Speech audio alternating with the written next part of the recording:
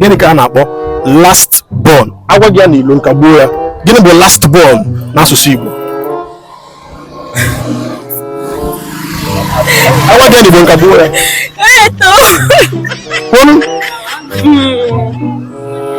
Igbo ezigbo ka ị ga-asụ.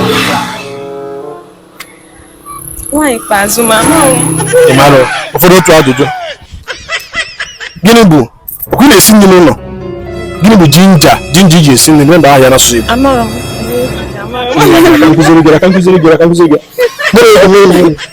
Jinja n'asụsụ Igbo bụ ose ala. Last born bụ ọdụdụ nwa. Ịmụta gị ugbu a, ọnwụ ya fi alụ. Ma ọ nwere onwe ịmụta.